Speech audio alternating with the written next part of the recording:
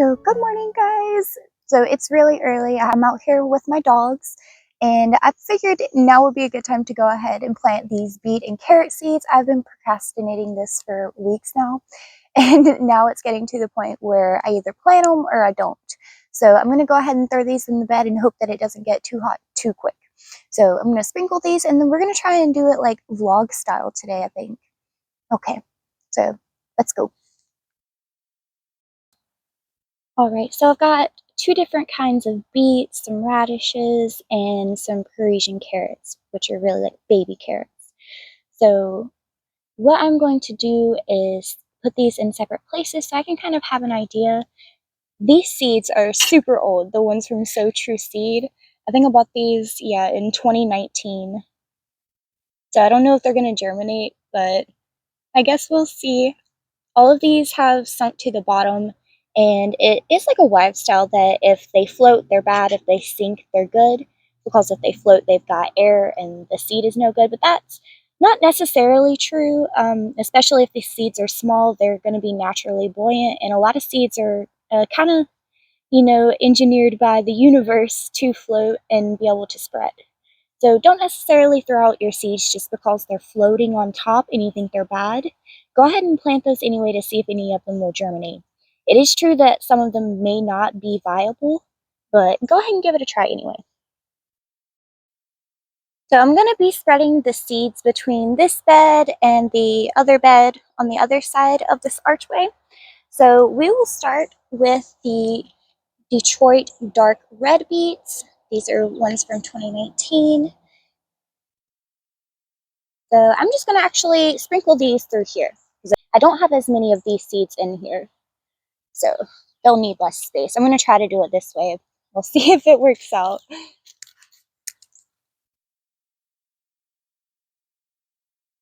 I think it worked. I don't know where all of them landed. We'll hope that went well. I guess we're going to put this in like a chaos gardening method. And then we have radishes. These seeds are also from 2019.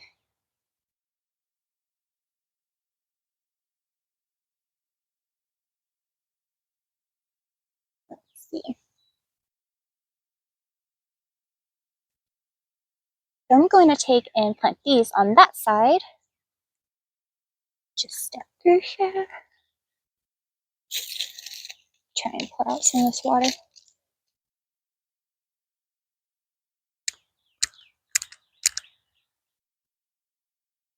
Alright, and you see how some of them are on top of the leaves. I'm just going to do this, and then as it rains and I water them in and stuff, they'll sink down to the bottom.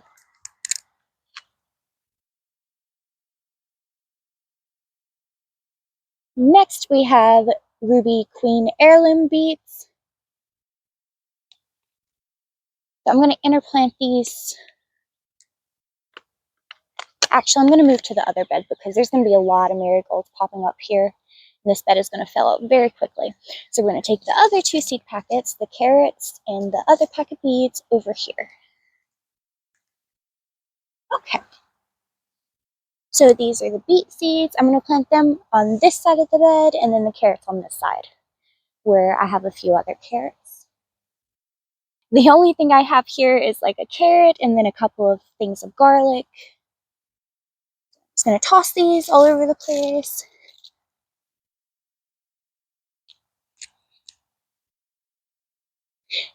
And I didn't mention, I did soak these seeds overnight just to kind of help with the germination process. It makes them germinate just a little bit quicker when you're not going to be keeping them in like a humidity dome or something like that. Okay, and then now for our Parisian carrots.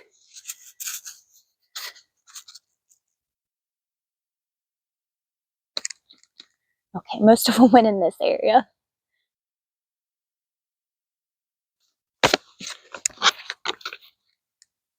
And then if I need to, I will just come back and thin out anything that has been sown way too thickly.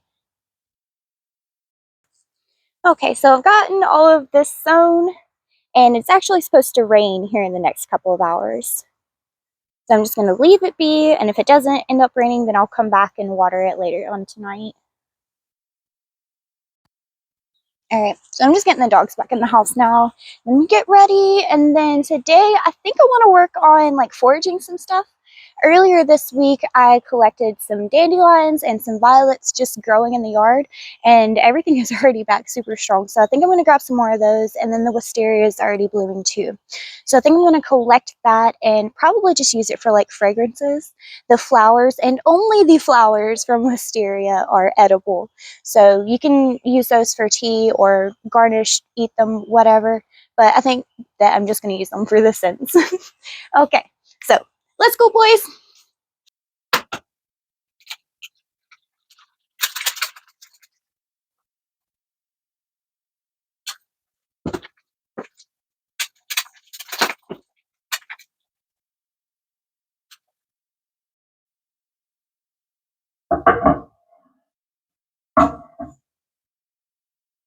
Okay, so breakfast is done, my hair is still drying, and I'm over here just checking on the seedling, seeing if anything needs to be watered.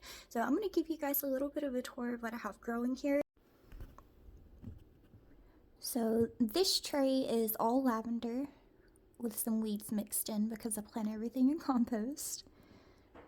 So this is actually the first year that I've had this many lavender plants come up from seed. I'd say I've got at least like half the tray that germinated, and all of these plants look really good. They've stayed pretty much on the top shelf the whole time. I've not been rotating them down the shelves like I was supposed to be to keep the light even. That's okay though, most everything's still doing good. And then here's the peppers. So I've had like a really bad problem with my peppers this year. For one, like a majority of them did not even germinate. So I've got like 1, 2, 3, 4, 5, 6, 7, 8, maybe something like that. So that's fine, that's definitely doable. But if there's any that I really need that I want to grow, I'll just try and find those and purchase them. So this just isn't the year for growing the peppers from seed, I guess. So I'll have to repot those and plant them into deeper cups so I can try and make them healthier. And then here's a tray of tomatoes and okra plants. So I've never actually started okra from seed inside, but I always have a problem with the okra getting eaten before it can do anything. So I'm trying to get a little bit of a start on it this time to try and make sure it's big enough to go out and be able to withstand the nature around here. But I'm also going to plant some more seeds just in case this really like stunts the growth. But most of the things, like even starting them inside and they have a slower start, they'll catch up by the end of the season. So okay, and then moving on to the tomato part here. So pretty much all of the tomato seeds germinated. It looks like there was maybe 1 or 2 cups that didn't have too many of them to come up. But that's all right. I've got way more than I intended to plant anyway. So I actually need to go through and separate these. They're decent. They're not as strong as they could be, but that's okay. They'll bounce back, especially when I go through and pot them up. Let me just point something out while I'm talking about this. So since I do plant all of my plants in compost, a lot of the times I have volunteers come up. So there's about 3 tomatoes in here, and do you see the stem on this, how it's purple? And then it's like not very lanky, the stem seems pretty strong. So that is the start of a healthy tomato plant. These are a little bit of a light green because I've not been fertilizing them as often as I should be. And I'm pretty sure that all the tomatoes that are popping up are going to be something like a large red cherry tomato, more than likely. That's what they usually are. And now we're going to move over here. Ooh. We've got self-heal in this one. Now, I'm probably not going to separate any of these. I'm just going to wait another week or 2 and plant them outside. I could probably actually go ahead and plant them outdoors. The weather's been so good, but I don't know. It's actually supposed to drop down to like 32 this weekend. So yeah, that is where the weather gets kind of tricky around this time of year, because it'll be nice like 6 days out of the week, and then you've got one night that drops down to 32. So with that being said, you can plant your stuff outside and just go through and cover it with a frost cover or put some kind of plastic over top. So we've got mullein and then our comfrey here.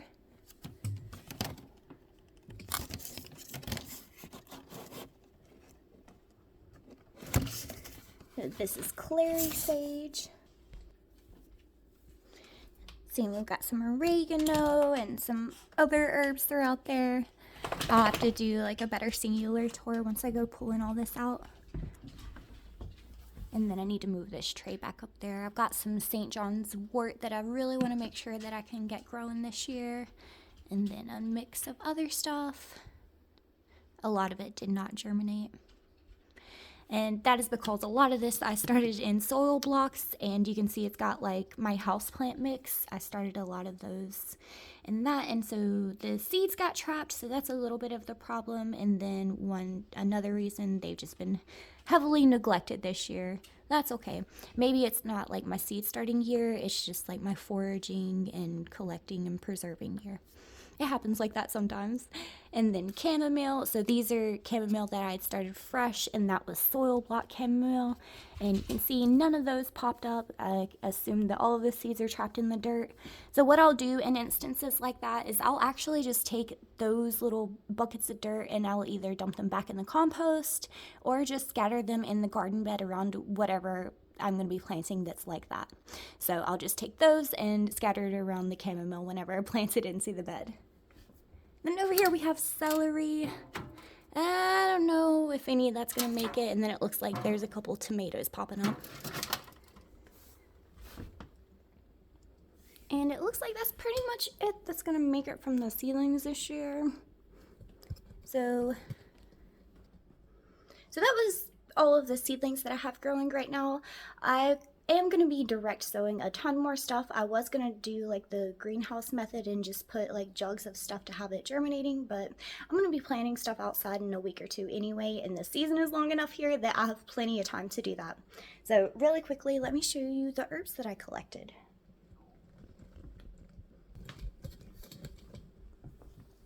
So these are dandelions, and all of these were collected on Sunday, or these two were. So when I originally collected them, they were all fully open, but as they're drying, you can see the fuzzies are popping out in a lot of them, and those are seeds, but they're not fully developed. And over here is violet flowers. Most of these are pretty dried up.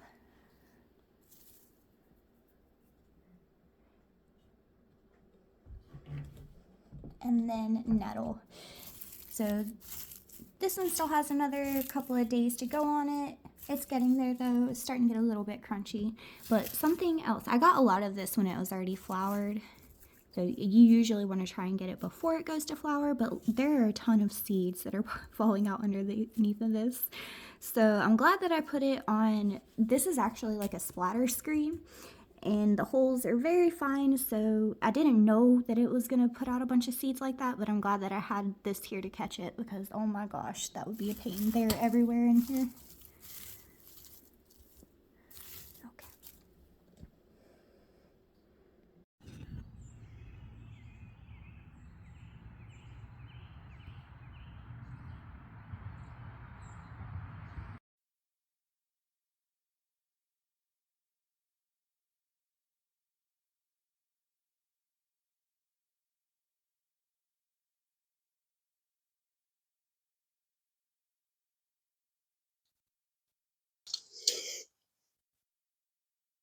Okay, so as far as wisteria being toxic, it's toxic to ingest any part of the plant except for the flower petals, but it's perfectly fine to touch in most cases unless you're allergic. Alright, so I'm just going to start collecting it.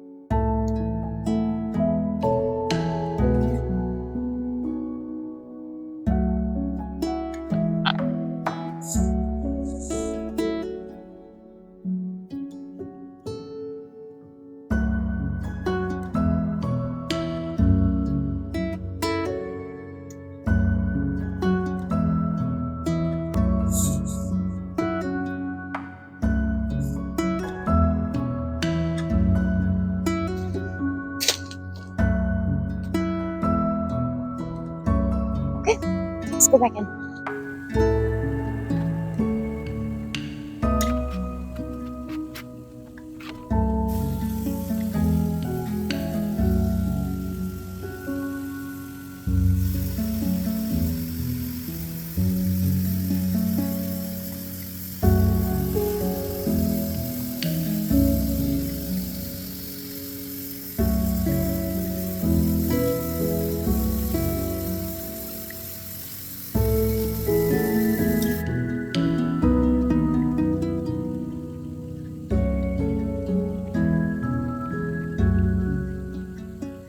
I've got the wisteria all rinsed off, and now we're just going to sit it out to dry.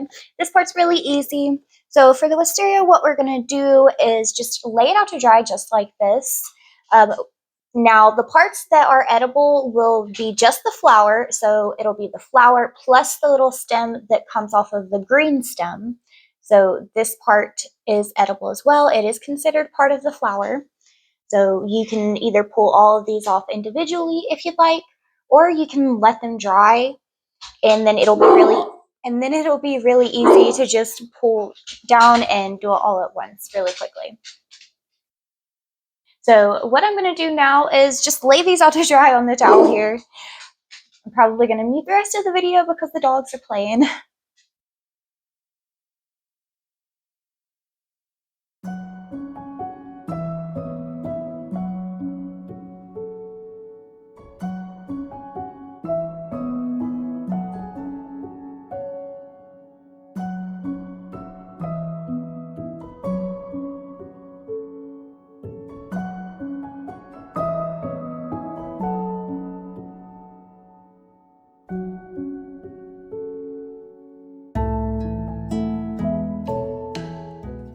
While I am on the topic of the pets, remember that a lot of the parts of this plant are toxic, so if you've brought any of those parts inside of your house, make sure that your pets or your kids can't just grab them and eat them, because that could end up badly.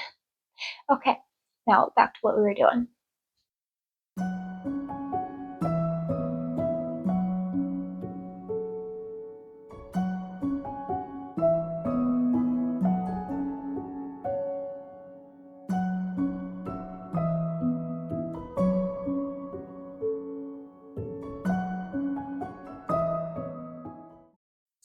All right, so now that we've got that done, I need to water a few houseplants, and then we're going to make lunch.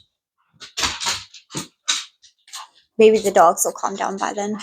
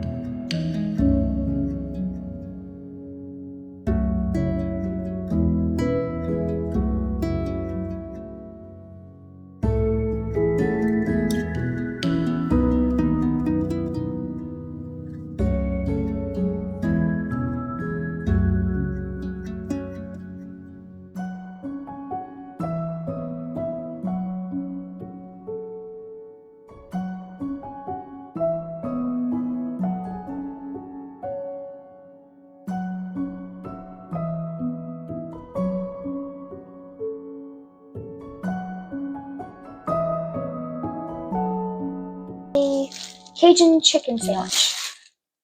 So bread.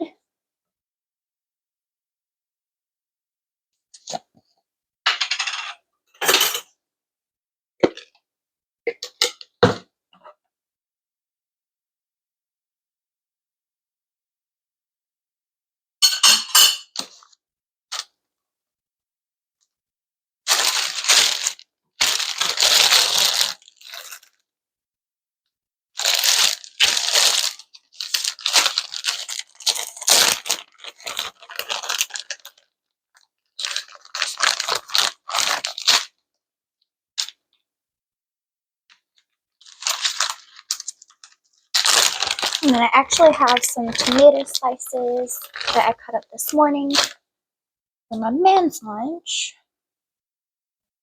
Now we're just going to make it like a grilled cheese. Makes it like 10 times better. Right, I'm just going to grab some butter and put it into my pan that's already preheated.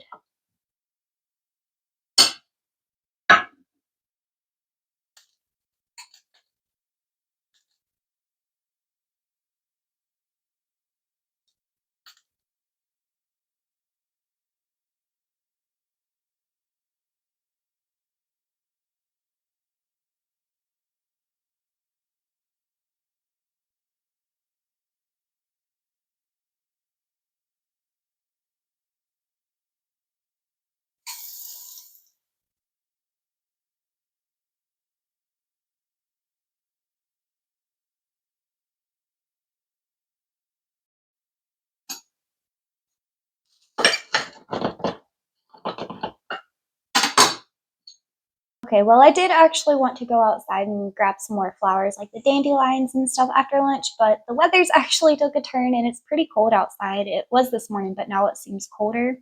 So I think that we're just going to wrap it up here. I hope that you enjoyed this video. Maybe you learned something or were inspired. Anyway, thank you so much for watching, and I hope that you have a great day. Bye!